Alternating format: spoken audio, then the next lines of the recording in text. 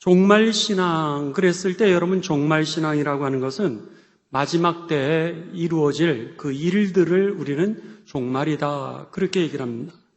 그랬을 때 마지막 때에 이루어질 그 일에 대해서 우리가 분명하게 믿음을 갖고 있는 것, 이것이 바로 우리들의 삶 속에 종말신앙이라고 하는 것입니다. 오늘 이사야서 2장 1절에서 5절의 말씀은 여러분, 특별히 이사야서뿐만이 아니라 구약 성경 전체에 있어서 종말에 관하여서 그 딱 한 단어가 나오는데, 그 단어가 나오는 본문이 바로 오늘 본문 말씀입니다. 자, 오늘 본문 말씀을 여러분 함께 보시도록 하겠습니다. 먼저 화면에는 나오지 않지만은 1장 1절에 보시면은 이사야 선지자를 하나님이 부르시게 됩니다. 그는요, 유다 왕 우시야와 요담과 아하스와 히스기야 시대에 아모스의 아들 이사야가 유다와 예루살렘에 관하여 본 계시라 그랬습니다. 아모스의 아들 이사야 선지자입니다. 이사야 선지자는 여호와께서 구원하신다, 그런 뜻입니다. 여호와 하나님이 우리를 구원하시는데, 그가 언제 이제 예언 활동을 했냐면 우시야, 요담, 아하스, 히스기야 시대에 60년 동안 그가 예언자의 활동을 하게 됩니다. 주전 740년에서 680년에 이르기까지 60년 동안 그가 예언자로 부름을 받을 때 그 여러 나라를 경험하게 됩니다. 북쪽 이스라엘과의 전쟁을 경험해야 됐고요. 그리고 아수르라고 하는 강대국을 경험해야 됐고, 또 바벨론이라고 하는 그런 강대국을 경험하게 되고, 그리고 그 안에서 포로가 되고 나라가 망하는 것을 보고 백성들이 전쟁에서 죽어가는 모습을 보고, 그리고 부패로 인하여서 또 백성들이 신음하고 있는 그 모습을 그가 보게 됩니다. 그러한 시절에 그는 하나님으로부터 계시를 받는데, 이 이사야서의 1장은 먼저 그가 살고 있었던 유대에 그 하나님께서 그들의 죄악을 갖다가 드러내시는 그 계시를 보게 됩니다. 뿐만 아니라 2장부터 4장까지는 그들에게 임하게 될 하나님의 진노의 심판에 대한 계시를 받게 되게 됩니다. 그래서 2장부터 4장까지 앞으로 임하게 될 하나님의 진노의 심판에 대하여서 이제 그 계시를 기록하면서, 그 계시를 기록하기 바로 전에 제일 먼저 2장 1절에서 4절 말씀이 오늘 하나님께서 그 계시에, 그 심판의 계시뿐만이 아니라 하나님의 나라를 어떻게 다시 회복시키실 것인가에 관한 그 하나님 나라의 계시를 우리들에게 가르쳐 주는 것이 오늘 본문의 말씀입니다. 자, 2장 1절부터 우리 같이 갑니다. 아모스의 아들 이사야가 받은 바 유다와 예루살렘에 관한 말씀이라, 계시라 하는 겁니다. 2절, 말일에 그랬습니다. In the last day라고 하는 그런 뜻입니다. 그러니까 맨 마지막 날에, 이 단어가 바로 구약 전체에서 이 종말에 관한 단어로 이 이사야서 2장 2절에 한 번 딱 나오는 종말론적 용어입니다. 그 마지막 날에 여호와의 전의 산이 모든 산 꼭대기에 굳게 설 것이며, 이게 무슨 말이냐면 여호와의 전, 예루살렘 성이죠. 예루살렘 성전이 있는 산이라고 하는 뜻입니다. 그 산이 어디냐면 바로 시온산이죠. 그 시온산을 지금 지칭하는 겁니다. 여호와의 전 예루살렘 성이 서 있는 그 시온산이 모든 산 꼭대기에 굳게 설 것이라. 이 시온산은 사실은 언덕이라 그랬습니다. 아주 높지를 않았어요. 그래서 높은 산들이 많이 있었는데 이 예루살렘 성이 있는 산을 갖다가 야, 언덕이 뭐 별거냐 이렇게 생각을 했던, 낮았던 그런 곳이었습니다. 그랬는데 그 말일에, 종말이 되는 그날에, 마지막 날에는 판세가 뒤집힌다라고 하는 겁니다. 낮았던 것을 깔봤던 그 산이요 우뚝 서게 된다는 거예요. 우뚝 서서 모든 산보다도 꼭대기에 있는 그렇게 그 산으로 굳게 설 것이요. 그 다음에 모든 작은 산 위에 뛰어나리니 엑설런트하게 된다라고 하는 겁니다. 그 산이 다 높임을 받게 될 거라는 거예요. 그러면서 만방이 그리로 몰려들 것이라. 만방이라고 하는 것은 whole nation이라고 하는 뜻입니다. 그러니까 모든 나라들이 다 예루살렘으로 모여들게 될 것이고 예루살렘이 중심이 된다라고 하는 겁니다. 하나님의 도성이 중심이 된다라고 하는 그런 표현입니다. 그리고 3절입니다. 많은 백성이 가며 그랬는데 많은 백성이 돌아온다라고 하는 come이라고 하는 뜻입니다. 그러니까 모든 백성, 많은 백성이 바로 이 시온산으로 돌아오게 된다라고 하는 그런 표현입니다. 이 백성들이 흩어졌을 때가 어디죠? 구약 성경에 흩어졌을 때는 바벨탑 사건이었습니다. 바벨탑 사건으로 그들이 내가 신과 같이 되리라, 우리의 명성을 높이자, 우리가 힘을 모으자라 그랬을 때 하나님이 그들을 저주하셔서 그들로 하여금 언어가 흩어지게 되고 언어가 혼돈이 오게 되고 그 바벨탑은 무너지게 되고 그들은 온 세상으로 흩어졌습니다. 그러면서 그들은 이제 더 이상 힘을 쓸 수 없는 그런 족속으로 이제는 땅 위에 사라지게 되었던 그런 족속들이었는데 그 흩어졌던 이들이 죄로 인하여 흩어졌던 이들이 다시 하나님의 산으로 하나님의 시온산으로 그들이 다 돌아오게 된다고 하는 겁니다. 죄로 인하여 심판받았던 그들의 삶이 회복되는 날을 오늘 우리들에게 의미하는 것입니다. 그래서는 3절 많은 백성들이 다시 와서 이르기를 오라 우리가 이제는 여호와의 산으로 올라가자. 그러면서 야곱의 하나님의 전에 이르자 시온산에 이르자는 거예요. 하나님의 산에 그가 그의 길을 우리에게 가르치실 것이라. 여기서 그의 길이 뭐죠? 율법입니다. 율법을 행하는 자마다 구원을 얻으리라. 하나님의 말씀이 그들을 구원하리라. 그렇게 말씀하셨던 율법을 갖다가 그들이 잃어버렸던 거예요. 하나님의 율법을 잃어버렸던 그들의 삶에 대하여서 그래서 여러분 이제 이 10절 1장 10절에 보면 이스라엘 백성들의 죄악을 갖다가 하나님이 고발을 하는데 죄가 무엇이었냐면 너희 소돔의 관원들아 여호와의 말씀을 들을지어다 그럽니다. 말씀을 듣지 않았다는 거예요.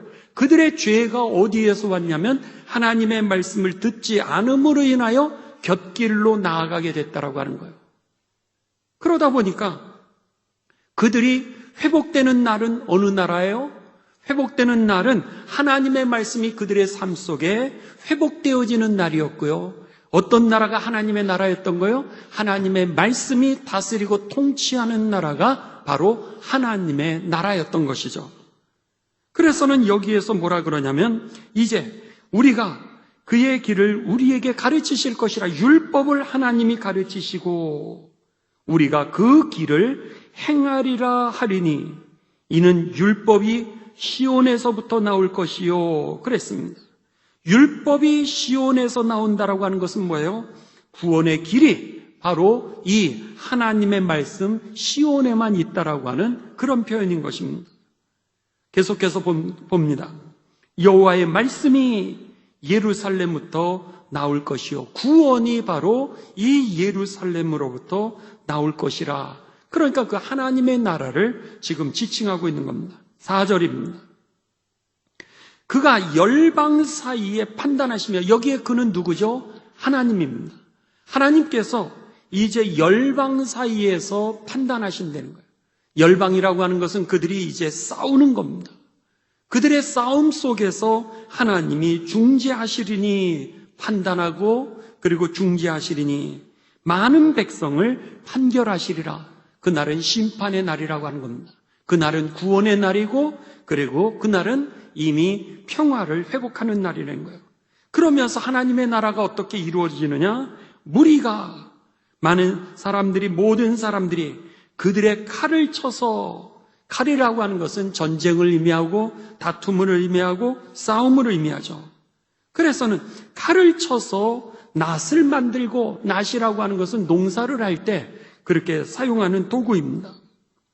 그들이 창을 쳐서 낫을 만들 것이며, 그래서는 결국 그 전쟁하고 그들이 싸우던 이 모든 것들을 하나님이 패하시고, 그리고 농기구는 어디에 쓰는 거죠? 평화의 상징이죠. 생산입니다.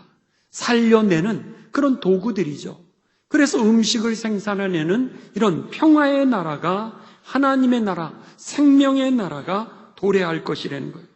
이 나라와 저 나라가 다시는 칼을 들고 서로 치지 아니하며 다시는 전쟁을 연습하지 않는 그런 나라가 서게 될 것이다. 오늘 성경은 우리들에게 이렇게 가르쳐주고 있는 것입니다. 여러분, 하나님의 나라가 임하게 될 때 마지막 날이 있다라고 하는 겁니다. 종말 신앙은 여러분 마지막이 있다라고 하는 것을 내가 믿는 겁니다. 옆 사람만 하나님 앞에 쓰는 게 아니라는 거예요. 우리 부모님들만 하나님 앞에 쓰는 게 아니라고 하는 겁니다. 저와 여러분도 조만간 하나님 앞에 쓰게 될 겁니다. 하나님이 우리를 부르시는 방법은 여러 가지입니다. 예를 들어서 암으로 부르실 수도 있습니다. 때로는 교통사고로 우리를 부르실 수도 있습니다. 아니면은 저희 아버님 같은 경우는 여러분 장염이 멈추질 않았습니다. 우리 원로 목사님도 장염이 멈추질 않았습니다. 암의 문제가 아니라 그냥 여러분 장염으로도 하나님이 부르시는 겁니다. 어떤 분은 교회를 오다가 넘어져서, 어떤 분은 주무시다가, 여러분 하나님께서 부르시는 방법이지 그 어떤 방법도 성경에는 그것이 잘못됐다 그렇게 얘기하지 않습니다. 오다가 자동차 사고를 당했으니, 아니 텐트를 하다가 텐트 치러 이 산에 갔다가 벼락을 맞아서 죽었느니 그것은 저주를 받았고 오늘 건강하게 그냥 잠을 주무시다가 우리가 죽는 거, 그 어떤 것도 우리들은 성경에서 나쁘다 좋다 이렇게 판단하지 않습니다. 하나님이 우리를 부르시는 방법이죠. 그런데 중요한 게 있습니다. 하나님이 부르시는 방법은 여러 가지지만은 그러나 반드시 하나님 앞에 우리가 서게 된다라고 하는 거예요. 그것은 나이하고 상관이 없습니다. 나이하고도 상관없고 여러분이 오늘 건강한 것과도 상관이 없습니다. 사고로 부르신다면 그냥 우리가 하나님 앞에 서게 돼 있는 겁니다. 그렇기 때문에 우리가 눈 깜짝할 사이에 하나님이 부르시고 정해놓으신 그 시간에 우리가 하나님 앞에 분명하게 쓸 것이라고 하는 것, 반드시 쓸 것이라고 하는 것을 우리가 기억하면서 사는 것, 이것이 바로 종말 신앙이었던 것이죠. 그리고 그 이후에는 우리가 어떻게 된다는 거예요? 심판받게 된다는 거예요. 히브리서 9장 27절에 보면 한 번 죽는 것은 사람에게 하나님이 정해놓으신 것인데 그 이후에는 심판이 있다라고 하는 겁니다. 반드시 우리가 말했던 거 책임져야 될 겁니다. 반드시 우리가 행동했던 거 책임져야 될 겁니다. 오늘 하나님께서는 우리들에게 구원의 그 길을 가르쳐 주셨습니다. 그 가르쳐 주신 방법이 어디 써 있냐면 성경에 써 있죠. 이게 하나님의 율법이었던 겁니다. 하나님의 말씀을 들을지어다. 그래서 구약 성경에 보면 계속해서 반복적으로 말씀을 하고 있고, 그 하나님의 나라는 어디에서 임하게 되느냐? 오늘 그 말씀이 다스리는 곳이 바로 하나님의 나라라고 가르쳐주고 있는 겁니다. 그렇다면 오늘 우리가 하나님의 나라에 어떻게 들어가게 되느냐? 그랬을 때 요한복음 3장 16절에 우리들에게 가르쳐줍니다. 하나님이 세상을 이처럼 사랑하사 독생자를 주셨으니 이는 저를 믿는 자마다 절대로 멸망하지 않고 무엇을 얻는다? 영생을 얻는다라고 그랬습니다. 영생이라고 하는 것은 생명을 얻는다라고 하는 겁니다. 죽음의 문제를 해결했다라고 하는 거죠. 죽음이라고 하는 것은 죄의 싹시라고 그랬습니다. 죄의 문제를 해결 안 받았을 때 생명을 얻게 되는데 누구를 통하여서요? 예수님을 믿는 것을 통하여서. 그래서 오늘 성경은 우리들에게 말씀합니다. 천하 인간 중에 구원을 받을 만한 다른 이름을 주신 적이 없다라고. 예수 그리스도 외에는 천하 인간 중에 구원을 받을 만한 다른 이름을 주신 적이 없다라고 그랬습니다. 그래서 바울과 실라는 사도행전 16장 31절에 뭐라고 선포해요? 주 예수를 믿으라. 그리하면 너와 네 집이 구원을 얻으리라. 이렇게 말씀했던 겁니다. 이게 바로 하나님의 말씀이었던 거죠. 그렇기 때문에 그 말씀이 들려지는 그에게 구원이 임하게 되고 생명으로 나아갈 수 있게 되고 죄의 문제가 해결되게 되면서 오늘 그 영원한 하나님 나라의 축복을 우리가 이어받게 된다라고 하는 것. 이것이 저와 여러분의 분명한 믿음이 되시기를 주님의 이름으로 축원합니다. 그렇기 때문에 지금 예수님을 잘 믿는 것이 오늘 우리에게 중요하다라고 하는 겁니다. 오늘 성경은 하나님의 나라에 대해서 우리들에게 이렇게 가르쳐 줍니다. 오늘 본문 말씀에 보시면은요, 하나님의 나라가 임해야 칼을 쳐서 그랬습니다. 칼을 이제 쳐서 보습으로 만들고, 그 다음에 보습이 뭐예요? 여러분, 오늘 우리가 삽이라고 그럴 수 있지 않겠습니까? 오늘 그렇게 이 칼을 쳐서 삽을 만들고 창을 쳐서 낫을 만들어서 생명력 있는 나라가 된다는 거예요. 살리는 나라가 된다는 거예요. 그렇다면은 하나님의 나라가 오기 전에는 세상에서는 하나님의 나라가 이루어지지 않는다라고 하는 뜻입니다. 그러니까는 여러분, 세상을 기대하면 우리가 이 일생 동안 좌절할 수밖에 없고 절망할 수밖에 없고 실망할 수밖에 없다라고 하는 거죠. 세상에는 그런 평화의 나라가 절대로 오지 않는다라고 하는 사실입니다. 여러분, 선거철이 되면은요, 그 국회의원 후보라든지 아니면 그런 이 시의원, 구의원, 청장, 모든 분들이 나올 때마다 얼마나 좋은 그 공약들을 내놓게 됩니까? 정말 그 공약을 듣고 있으면은요, 이 땅에 새로운 세상을 만들 수 있다, 이렇게 생각이 들 정도입니다. 예를 들면 어제 신문에 났던 그런 이 내용입니다. 어제 일간지에 났던 내용인데 그 일간지에 의하면은 대전에 있는 한 대덕구에 있었던 일입니다. 대전 대덕구에 이제 지방선거요. 이건 국회의원 선거도 아니고 지방선거가 1년이 남았는데 벌써 어떤 공약들을 하고 있냐면요. 초등학교 4학년에서 6학년에게 용돈을 주기로. 살만하죠? 네. 초등학교 4학년에서 6학년에게 매달 2만 원씩의 용돈을 주는 거로 선거 공약을 하고, 그리고 나서 이것을 갖다가 이제 공청회를 시작해서 이번 6월 달에 그 조례에 제정을 추진한다라고 하는 겁니다. 어린이 용돈 수당입니다. 그것도 여러분 어려운 가정을 준다라고 그러면 조금이나마 이해가 될 텐데 모든 어린이들에게 다 용돈을 지급하겠다는 거예요. 그런데다가 내년부터는 초등학교, 중학교, 고등학교 신입생들에게 누구에게든지 입학 축하금으로 10만 원씩을 주기로 했다는 거예요.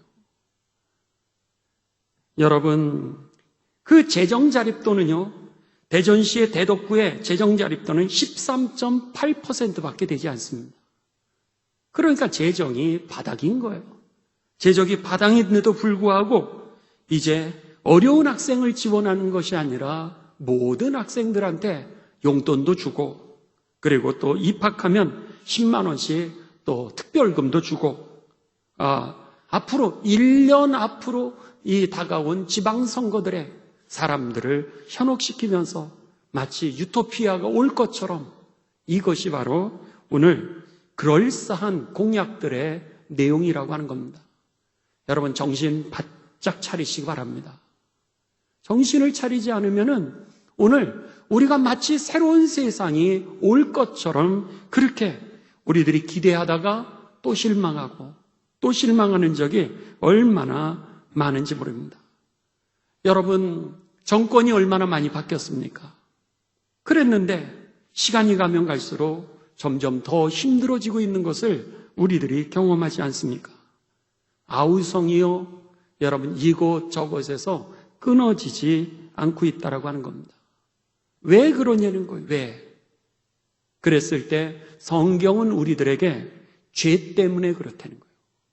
모두가 죄인이기 때문에 오늘 그 죄가 다스리는 세상은 여러분 죄에 대한 열매를 낼 뿐이지 하나님의 나라가 이루어질 수 없다라고 하는 겁니다. 사람들은 여러분 우리들의 실력으로 유토피아가 이루어질 것을 꿈꾸고 삽니다. 여러분의 가정이 여러분 천국이 되던가요? 여러분의 인간관계가 천국이 되던가요? 여러분들의 사업터에서 만나는 사람들이 천국이던가요? 그렇지 않습니다.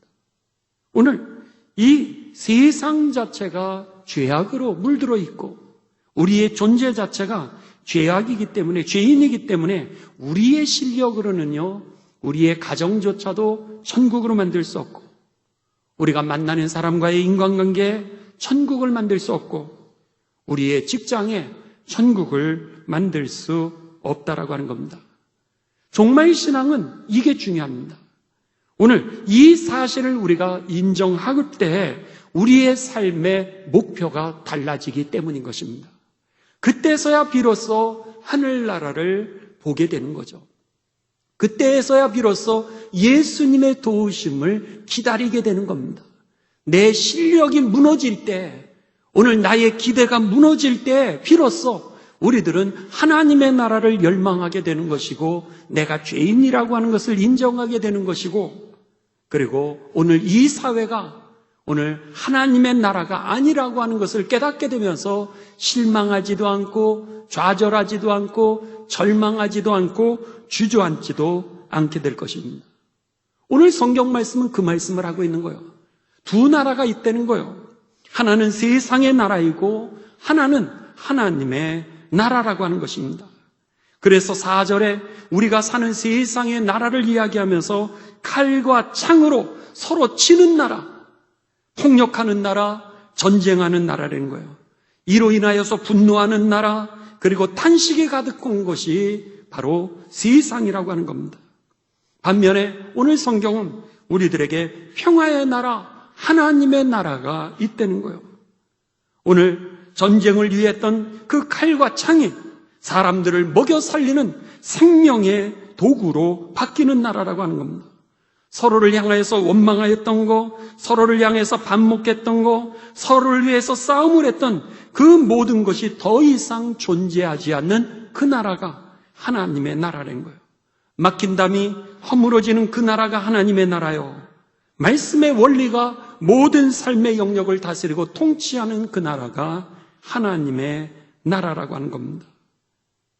여러분, 오늘 그런 나라가 반드시 우리들에게 올 것인데 언제 온다는 거요? 예수님이 임하시는 그날, 하나님께서 임하시는 그 자리에 임하게 된다라고 하는 사실이 저와 여러분에게 들려지게 되시기를 주님의 이름으로 축원합니다.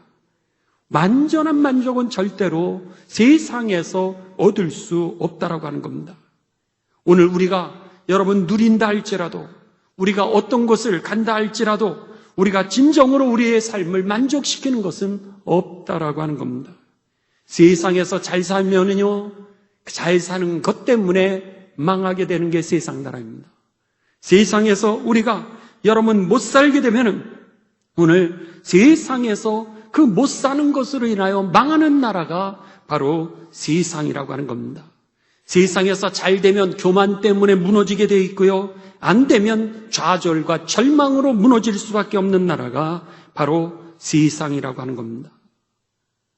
오늘 여러분 세상에 대해서 그렇게 큰 기대를 갖지 마시기 바랍니다. 세상에 대한 기대 때문에 우리가 망하는 거예요. 그것이 아니라 하나님에 대한 기대를 갖게 되시기를 주님의 이름으로 축원합니다. 세상에 대해서 우리가 그렇게 큰 기대를 가지지 않는다면요, 세상 때문에 우리가 실망해도요, 부르르 떨지 않고 살 수 있게 될 겁니다. 우리가 기대가 세상에 크기 때문에, 남편에 대한 기대가 크기 때문에, 아내에 대한 기대가 크기 때문에, 여러분의 자녀에 대한 기대가 크기 때문에 우리가 부르르 떠는 것입니다. 여러분, 세상은 그런 곳입니다.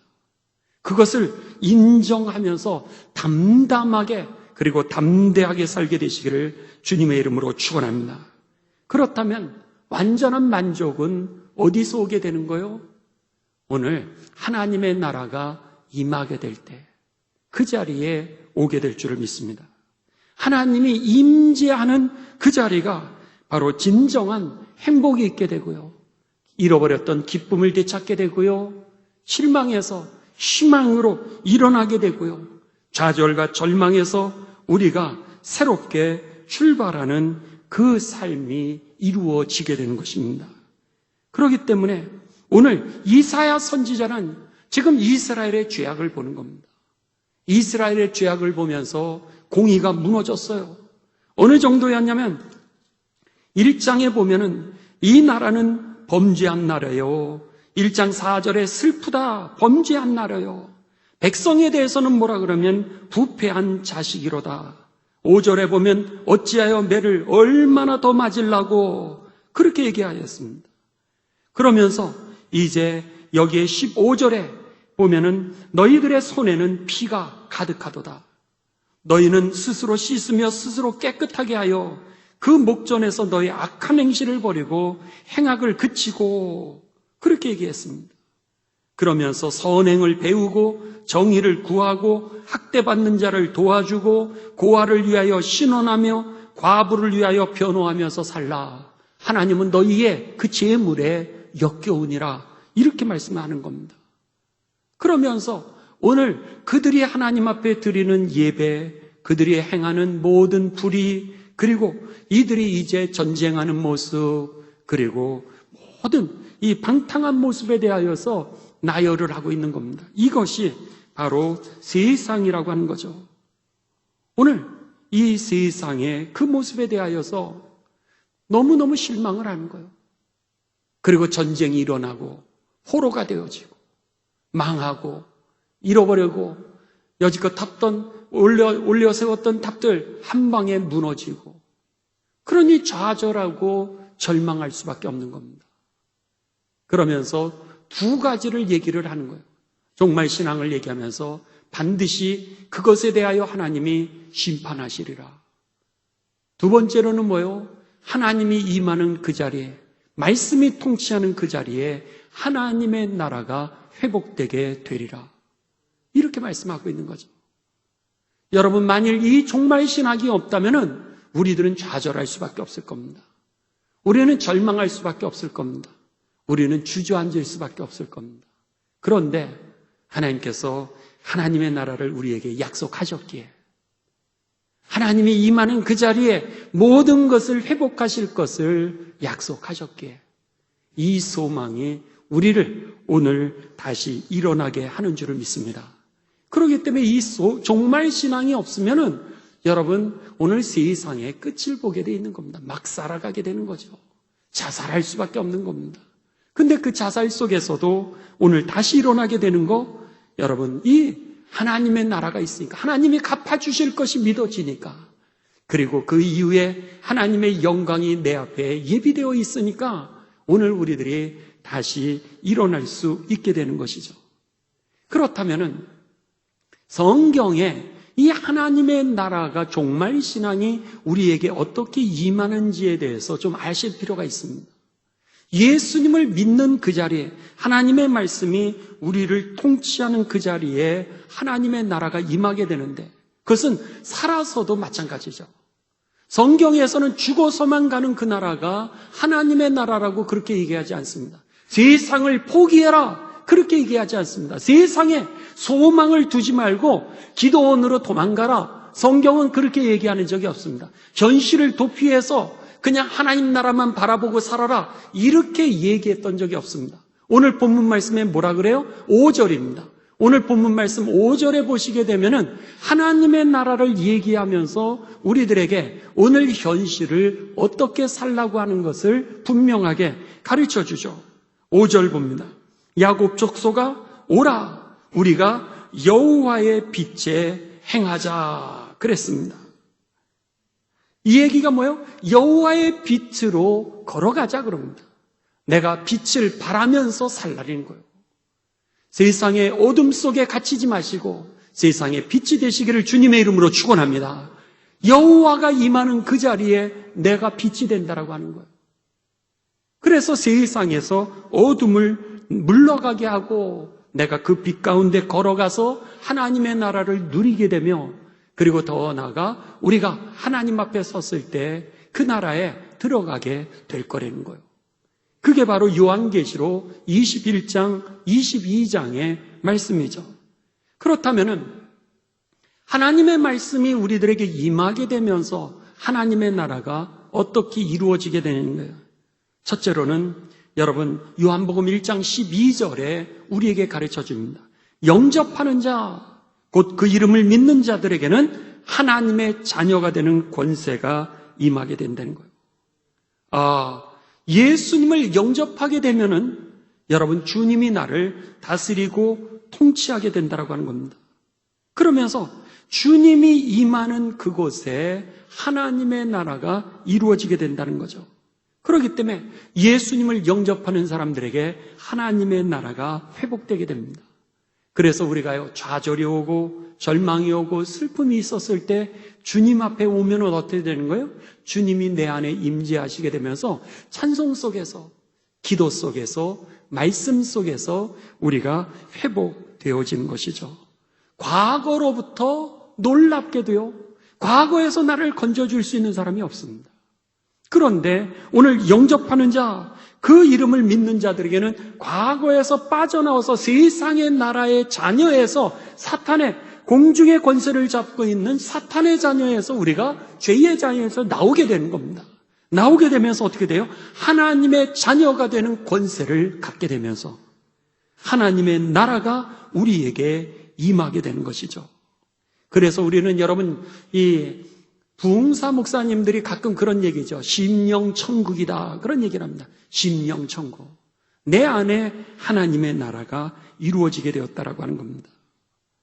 두 번째로 하나님의 나라는 어디에서 이루어지게 되냐면 마태복음 18장 20절입니다. 20절에 보면 두세 사람이 내 이름으로 모인 곳에 나도 그들 중에 있느니라 그랬습니다. 예수님의 이름으로 두세 사람이 모인 그곳이 바로 하나님의 나라라고 성경은 우리들에게 가르쳐주고 있습니다.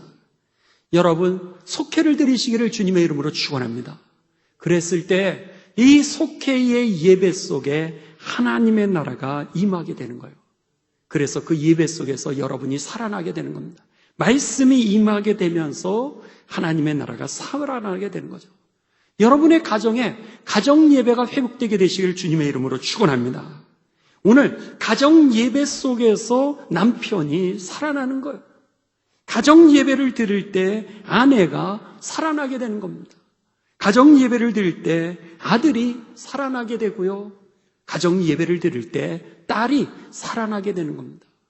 그전에는 얘기 한마디 안 했던 거예요. 그전에는 말씀을 생각하지 아니하고 나의 생각, 나의 감정에 충실했는데 하나님의 예배를 드리는 것 속에서 놀랍게도 그 묶여진 매듭이 풀어지게 되고 그리고 다시 출발하게 되는 거죠. 그렇기 때문에 여러분의 직장에서 예배를 만드시기 바랍니다. 그게 어디예요? 신우회죠. 그러니까 여러분들이 학교로 가시면 학교에서 신우회를 만드시기 바랍니다. 여러분이 직장을 운영하시면 직장에서 신우회를 운영하시기 바랍니다. 여러분이 직장에 다니고 계시다면 직장에서 신우회를 만드시기 바랍니다. 그 예배하는 그곳이 예수님의 이름으로 두세 사람이 모인 그곳이 바로 하나님의 나라가 임한다라 그랬습니다. 세 번째로 여러분 오늘 성경에 보면 우리들이 하나님의 교회가 바로 하나님의 나라라 그랬습니다. 이상하죠? 여러분 교회 오면 살아나는 것을 경험하게 되실 주님의 이름으로 축복합니다. 얼마 전에도 그런 말씀을 하시는 거예요. 그전에는 이 인터넷으로 영상으로 지금도 많은 분들이 예배를 드리시지만은요, 영상으로 드리는 예배가 그전에는 맨 처음에는 은혜스러웠습니다. 근데 이것이 익숙해지면서 오늘 그것이 이제 또다시 하나님의 능력을 잃어버리는 거예요. 익숙해지는 겁니다. 예배에 그냥 익숙해지고 편해지는 거죠. 그랬는데 교회에 와서 찬송을 내 입술로 부르면서 같이 공동체가 이 뜨겁게 찬송하는데 가슴에 확 와닿는 거예요. 네. 옆 사람이 뜨겁게 찬송하는데 그 찬송이 내게 들어오는 거예요. 내 안에서 막 찬송이, 목사님들이 막 찬송을 크게 하는데요, 내가 막 소리가 터져 나오더라는 거예요. 그러면서 속이 시원하더라는 거예요. 시원할 뿐만 아니라 살아나더라는 거예요. 살 것 같다는 거예요. 여러분, 죽을 수밖에 없는 이 죄로 물드는 이 세상에서 오늘 예배하는 그 자리에 바로 교회가 하나님의 나라였던 것이죠. 왜죠? 이 건물이 아니라 오늘 하나님을 예배하는 자들이 모였기 때문에, 그들의 그곳에 찬송이 있기 때문에, 거기에 기도가 있기 때문에, 거기에 하나님의 말씀이 다스림이 있기 때문에 그곳이 하나님 나라였던 겁니다. 그래서 에베소서 2장 19절에 그리고 20절에 이렇게 말씀합니다. 그러므로 이제는 너희가 외인도 아니요 나그네도 아니요 오직 성도들로 동일한 시민이요 하나님의 권속이라. 권속이라고 하는 단어는 여러분 가족이라고 하는 뜻입니다. 하나님의 가족이라는 거예요. 여러분이 모인 이곳이 하나님의 가족입니다. 그러면서 뭐라 그러냐면 에베소서 2장 20절, 너희는 사도들과 선지자들의 터 위에 세우심을 입은 자라. 사도들과 선지자들이 무엇을 했어요? 복음을 전했죠. 메시아 예수가 그리스도라고 하는 거, 그를 통하여서 우리가 구원을 얻고 그 안에 생명이 있다라고 하는 것을 전했던 곳이 바로 교회였던 거예요. 그 교회, 거기 위에 세우심을 입은 자라. 그리스도 예수께서 친히 모퉁이 돌이 되셨느니라. 그러면서 에베소서 2장 21절에 그 안에서 건물마다 서로 연결하여 주 안에서 서로가 성전이 되어간다는 거예요. 서로가 성전. 그러니까 내가 성전, 옆에 있는 사람들의 성전, 같이 성전들이 모여가지고 거기에서 하나님의 나라를 이루어가게 되는 것이죠. 여러분, 성도 한 분 한 분이 오늘 거룩한 성전의 벽돌 한 장이라고 하는 것이 저와 여러분에게 깨달아지게 되시기를 주님의 이름으로 축원합니다. 교회가 하나님 나라의 한 부분이었다는 거예요. 마지막으로 성경에 보면은 천년왕국이 나오게 됩니다. 하나님의 나라에 천년왕국이라고 하는 것이 나오게 되는데, 이것은 여러분 이제 학자들마다 세 가지의 그 천년왕국에 대한 이론이 있습니다. 하나는 전천년설이라 이렇게 얘기합니다. 천년왕국이 오기 전에 예수님이 먼저 재림하신다라고 하는 겁니다. 예수님이 재림하신 이후에 하나님의 나라가 이루어지게 된다라고 하는 심판도 이루어지고 하나님의 천년왕국이 이루어지게 되면서 천년왕국을 하나님의 성도들이 누리고 영원한 하나님의 나라로 잇대어진다라고 하는 게 전천년설이라고 합니다. 후천년설이라고 하는 것이 있습니다. 그것은 뭐냐면 천년왕국이 먼저 이루어지고 그 이후에 예수님이 오셔서 심판하시고 그리고 하나님의 나라가 영원히 한 번에 이루어지게 된다라고 하는 이것이 후천년설입니다. 그래서 이 후천년설을 주장하는 사람들은 주로 진보주의자들이 얘기를 많이 하죠. 왜냐하면 이 땅에 유토피아를 먼저 이루고 이 땅에 평화를 이루고 그 다음에 예수님이 오시는 그런 순서를 얘기하기 때문에 보다 진보적인 사람들이 얘기를 많이 하는가 하면은 오히려 보수주의자들은 어떻게 돼요? 예수님이 임재하셔서 심판하신 다음에 그리고 천년왕국이 이루어지고 그 이후에 영원한 천국으로 잇대어진다라고 하는 전천년설을 이야기하게 됩니다. 마지막 세 번째는 무천년설이 있습니다.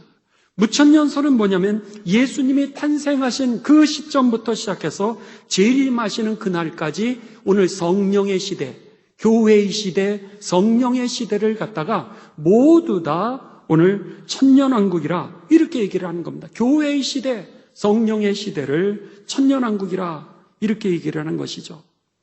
이것은 칼빈이라든지 아니면 캐톨릭에서 주장을 합니다. 그렇지만 그 어떤 것으로 요한계시록을 한 번에 이렇게 어떤 게 맞다 이러기는 쉽지 않습니다. 그렇지만 아무튼 이렇게 천년왕국설에 대한 세 가지의 이론이 있습니다. 말씀을 마무리합니다. 중요한 게 있습니다. 요한계시록 21장과 22장이 결론이죠. 여기에 보면 21장 1절에 내가 새 하늘과 새 땅을 보니 처음 하늘과 처음 땅이 없어졌다라 그랬습니다. 하나님의 나라는 세상 나라와 다르다는 거예요. 오늘 본문 말씀처럼 세상 나라가 있는 것처럼 하나님의 나라가 있다라고 하는 겁니다. 그리고 그 이후에는 심판이 있다라고 하는 것이요. 그리고 그 하나님의 나라는 마치 거룩한 성 새 예루살렘이 신부가 남편을 위하여 단장한 것 같은 그런 아름다운 나라라고 우리들에게 분명히 가르쳐주고 있고요. 그리고 하나님의 장막이 사람들과 함께 있음이 주님이 통치하시는 그 나라인 거예요. 그리고 더 나아가 모든 눈물을 그 눈에서 닦아주시니 다시는 사망이 없고 애통하는 것이나 곡하는 것이나 아픈 것이 다시 있지 아니하리니 처음 것들이 다 지나갔음이로라. 여러분, 그 영원한 행복한 나라가 우리들에게 예비되어 있다라고 하는 사실이라고 하는 겁니다. 오늘 여러분, 세상에서 이 세상을 이길 수 있는 능력이 어디 있는 거예요? 하나님의 나라를 이 어두운 세상 속에서 빛으로 살아갈 수 있는 길이 어디 있었던 거예요? 예수님을 믿는 거. 예수님 안에 거하는 거. 예수님과 동행하는 것 속에서 여러분이 예배 드리는 그 자리, 가정 예배 드리는 자리, 속회 드리는 그 자리, 구역 모임을 갖는 자리, 선교의 예배를 드리는 그 자리가 여러분 치유하고 회복하고 하나님의 나라가 임하는 자리라고 하는 것을 꼭 기억하시면서 여러분 예배 열심히 드리시고 그리고 늘 주님과 동행하는 믿음이 되시기를 주님의 이름으로 축원합니다. 그 다음에 그 하나님의 나라가 우리들에게 예비되어 있음을 여러분 기억하시면서 눈물 날 때 있죠. 실망할 때 있죠. 억울할 때 있죠. 근데 하나님이요, 때가 되면 저와 여러분의 눈물을 반드시 닦아 주실 것입니다. 우리의 상처는요, 주님께서 다 치유해 주실 것이고요. 그리고 우리들에게 예비해 놓으신 상급을 다 허락하실 것을 기억하시면서 오늘 본문 말씀의 결론이었던 이제는 빛으로 걸어갑시다.